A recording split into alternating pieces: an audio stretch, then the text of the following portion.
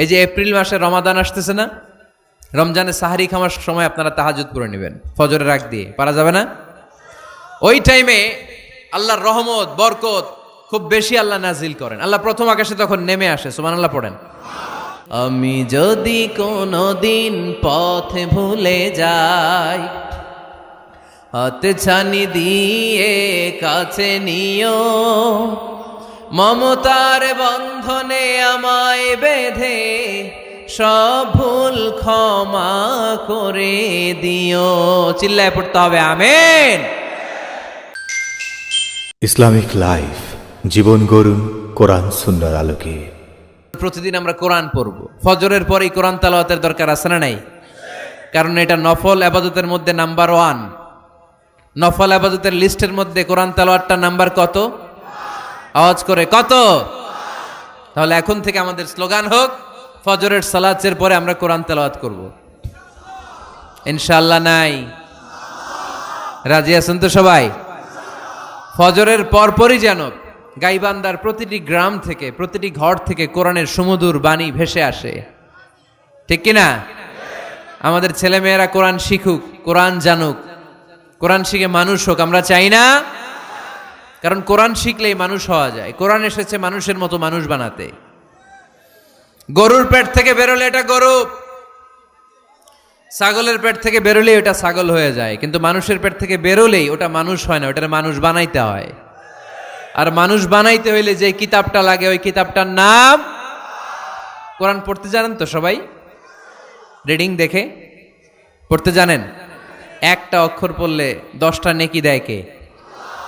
এক আয়াত পড়লে জান্নাতে আপনার ফ্ল্যাট এক এক তলা লম্বা করে দেয় কে? পৃথিবীর আর কোনো কিতাবের ব্যাপারে এই ঘোষণা আছে? রবীন্দ্রসঙ্গীত তেলাওয়াত করলে এক অক্ষরে কত সওয়াব? সওয়াব নাকি মাইর? নজরুল সঙ্গীত তেলাওয়াত করলে এক শব্দে কত সওয়াব? বাইবেল পড়লে, গীতা পাঠ করলে, রামায়ণ, শ্রীমৎ ভাগবত গীতা, কোনো সওয়াব আছে? কিন্তু কোরআনের একটা অক্ষর পড়লে আমলনামায় 10 নেকি দিবে কে? যারা কোরআন পড়তে জানি না, কোরআন যেন শিখে নেই। এইখানে মাদ্রাসা আছে।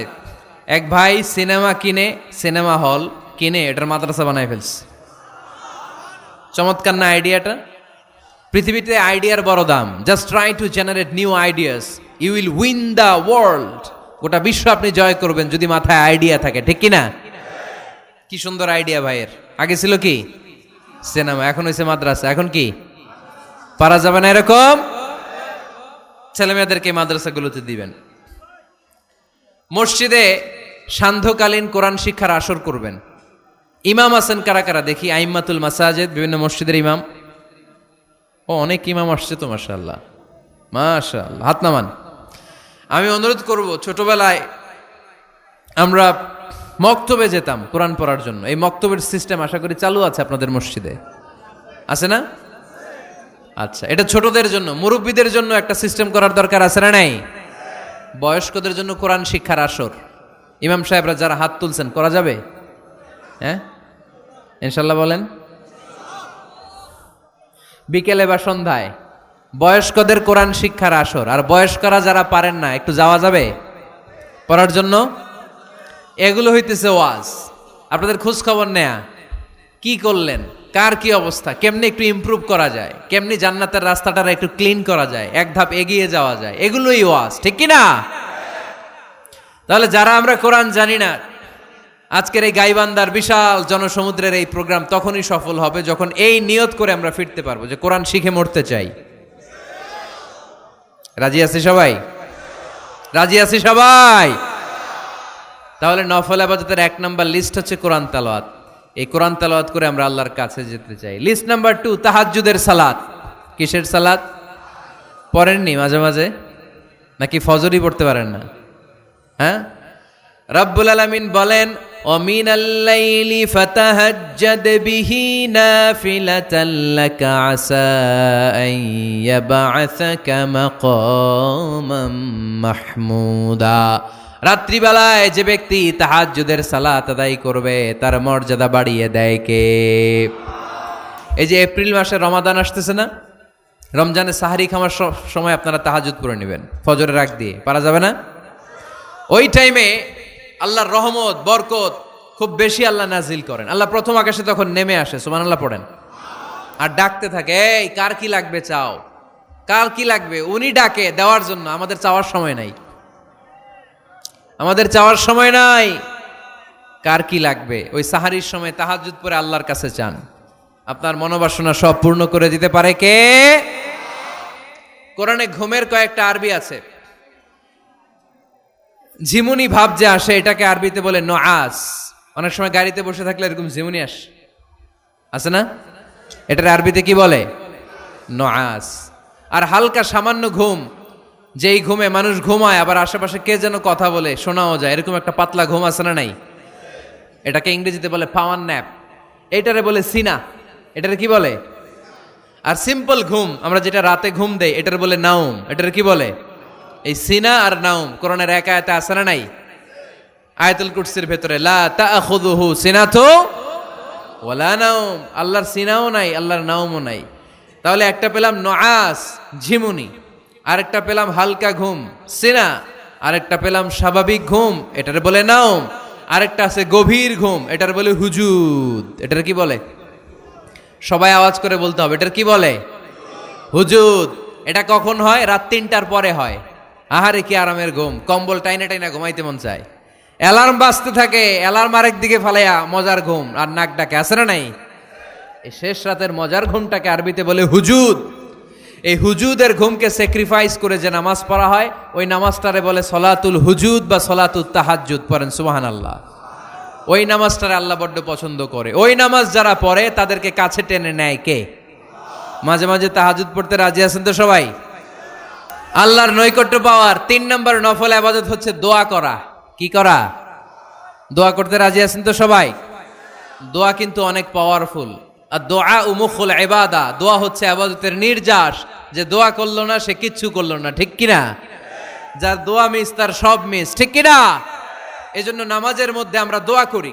সূরা ফাতিহা হচ্ছে সূরাতুত দোয়া, দোয়ার সূরা। একটা দামি দোয়া আমরা সালাতে পড়ি, আমরা অর্থই জানি না। দোয়াটা হচ্ছে ইহদিনাস সিরাতাল, সবাই পড়েন ইহদিনাস সিরাতাল।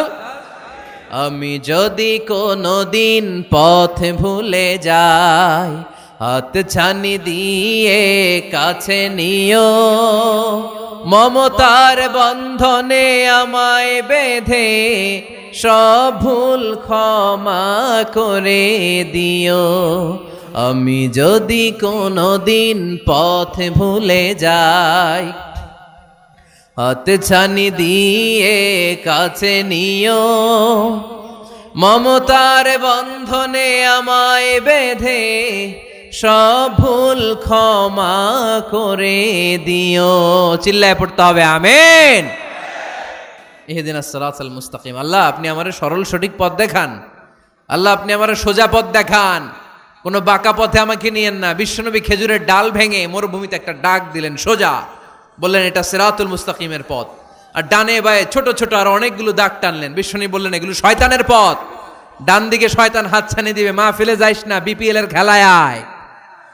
শয়তান এভাবে হাতছানি দিবে, মাহফিলে যাবি না, হিন্দি সিরিয়াল দেখতে আয়। শয়তান ডানে বায়ে ডাকবে, মাহফিলে যাবি না, ওই যে কনসার্ট হয় কনসার্ট দেখতে আয়।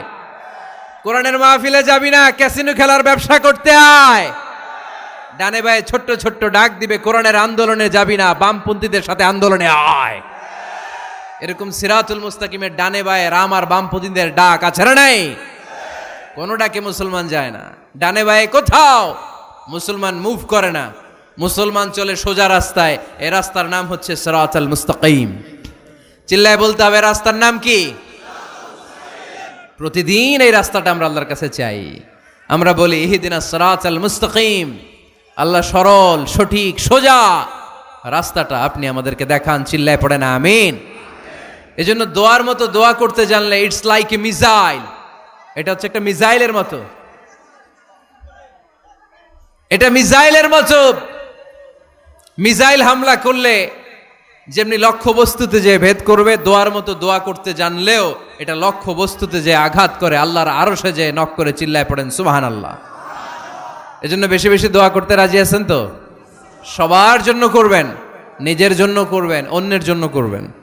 অনেকে বলে হুজুর আমার দোয়া আমি করবো, আরেকজনের জন্য কইরা কি লাভ? এরকম কথা অনেকের আছে না নাই? লাভ আছে। অন্যের জন্য দোয়া করলে ওই দোয়াটা আগে আপনার নিজের জন্য কবুল করে কে? উদাহরণস্বরূপ আপনি দোয়া করলেন, আল্লাহ আমার এই ভাইটা অসুস্থ, তুমি তারে সুস্থ করে দাও। তখন ফেরেশতারা বলে, আল্লাহ যিনি দোয়া করতেছে তার যদি কোনো অসুস্থতা থাকে আগে তারে সুস্থ করে দাও। সুবহানাল্লাহ পড়তে পারলেন না? আপনি যদি দোয়া করেন, আল্লাহ আমার এই ভাইটার কোনো টাকা পয়সা নাই, আপনি তারে ধনী বানিয়ে দেন। ফেরেশতারা বলে, আল্লাহ যিনি দোয়া করতেছেন তিনি যদি গরিব হয়ে থাকেন আগে তারে ধনী বানিয়ে দেন। এজন্য আমরা দোয়া করব। ইটস এ ওয়েপন, এটা আমাদের অস্ত্র। AK-47 আমাদের অস্ত্র না, তলোয়ার আমাদের অস্ত্র না, কামান মুমিনদের অস্ত্র না, ব্যালিস্টিক ক্ষেপণাস্ত্র আমাদের অস্ত্র নয়। মুমিনের সবচেয়ে বড় অস্ত্রের নাম হচ্ছে দোয়া। চিল্লায় বলতে হবে, আমাদের সবচেয়ে বড় অস্ত্রের নাম কি? আরো জোরে বলেন। কার কাছে করবেন? আল্লাহ তুমি বুঝার তৌফিক দান করো।